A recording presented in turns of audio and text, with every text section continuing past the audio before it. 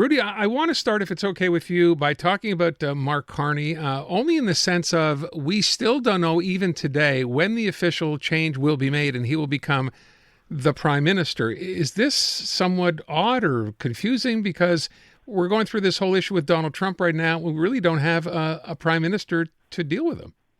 Yes, exactly. And that's why also you can understand why maybe Doug Ford is now the acting prime minister. Yeah. So, look, it's not good what's happening. It takes a lot of time, I understand. But, look, the problem is that we just heard that, for example, Dominique LeBlanc is flying to Washington on Thursday, and he needs to be there for the swearing-in, the same way that Mélanie Joly tomorrow and for the next few days is hosting the G7 foreign ministers meeting in Charlevoix in Quebec.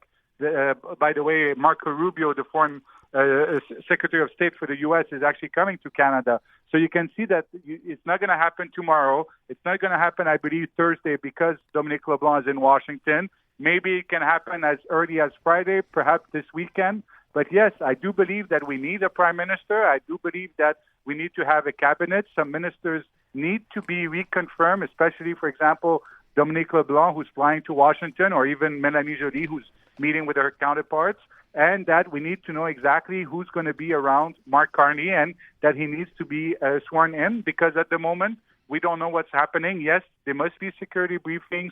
I do believe that today Mr. Carney received briefing by the security agencies, by the RCMP, by the Privy Council, which is the ministry of the Prime Minister, the Prime Minister's office. He just got a new chief of staff, who's actually Marco Mendocino, who's a former public safety minister. He's a current member of parliament. The rumor is that he picked him because he already has a security clearance, so he was able to start working right away. And I believe that's also why it's maybe taking some time finding the right people, getting the clearance. But I do believe that we need to have a government, and we'll see what's going to happen if an election is going to be called after a new cabinet is being sworn in. So I'm hearing people now speculating as to when an election either will be called or should be called. Is this one of those sooner the better situations? I do believe that it's sooner the better because even if there's a cabinet, look, the rules is that normally even ministers cannot take big decisions when there's kind of this uncertainty just before an election. We call it caregiver. Their responsibility is only to be caregivers until there's an election. And yes, look, every day there's news coming from the U.S. We can see how, the U.S. is responding. Tomorrow there's going to be possibly some tariff on steel and aluminum. Who's going to respond? What's going to happen? What's the next shoe's going to drop? We know that, for example, on April 2nd, there's going to be another round of tariffs normally from the U.S.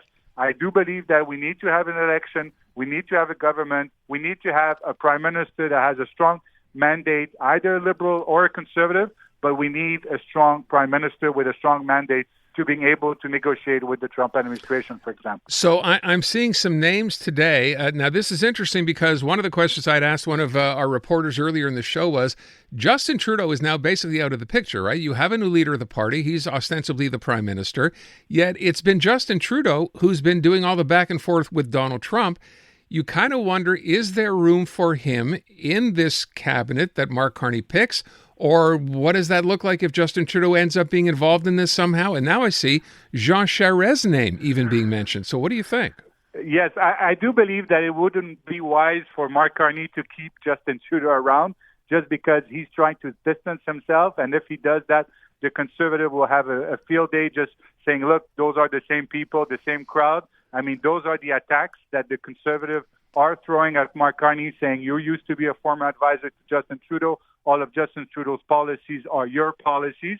And you can see that Mark Carney is trying to switch the focus on more being on the spectrum, on the center right of the spectrum, especially on economic issues. And I do believe for the moment, look, Justin Trudeau is still the prime minister. He's still the prime minister until he officially resigns and that there's a swearing ceremony at Rideau Hall with the Governor General. And yes, we heard that rumor that Mark Carney or his team did offer a position to Jean Charest, that he declined to go back into politics, but that we heard that they are longtime friends, and that is something that we didn't know, that Mark Carney and Jean Charest were that close. We know that Jean Charest, for the moment, has been appointed on the Canada-U.S. Advisory Council fighting the tariffs. Will he have some more responsibilities, part of that council, or being, I don't know, maybe a special envoy from what is going to be Prime Minister Carney? We'll see. But yes, it was a very interesting rumor. But no, he's not going to run in the next election. That's something that we can crush him in terms of being a minister or returning as a member of parliament. Rudy, I will ask you one thing, and I want to play a clip here. When we talk, whenever it was a week or two ago, whenever Donald Trump does this whole Governor Trudeau stuff and talks about Canada as the 51st state, I said, it might have been a joke at the beginning, but we're starting to take it more and more seriously. I know Justin Trudeau said exactly that a couple of weeks ago. I just, I saw this clip, and I want you to hear it. This is Donald Trump's press secretary, Caroline Leavitt, right? And tell me if after hearing this, you still think this is a joke about Canada as a 51st state. She was asked a question. This is this afternoon. She was asked the question if she believes Canadians will be better served economically, right? And if the U.S. still considers Canada to be a close ally of the United States, here's what she said. Well, I think Canada is a neighbor. They are a partner.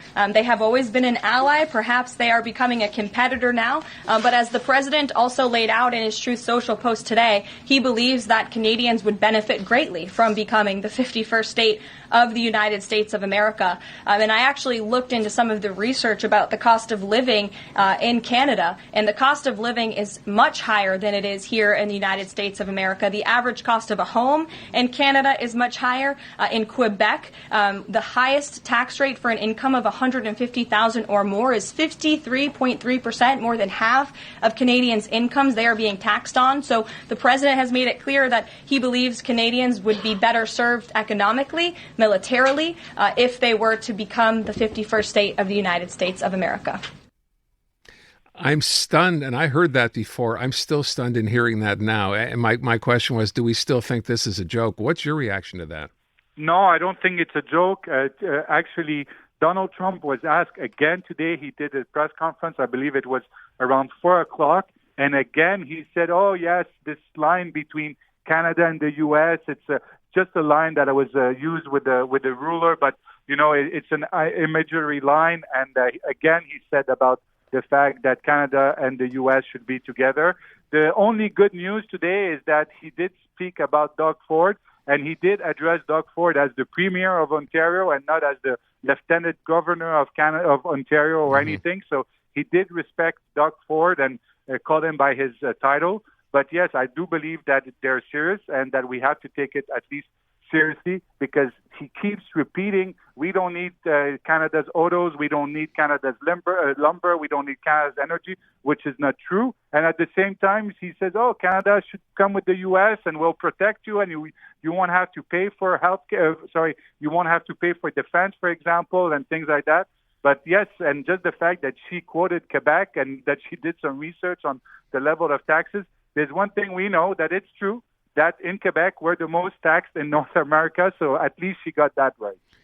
That's the first time I've ever actually heard Quebec mentioned by anyone in the Trump administration directly. I will point that out on her research. Rudy, thank you very much. I appreciate it.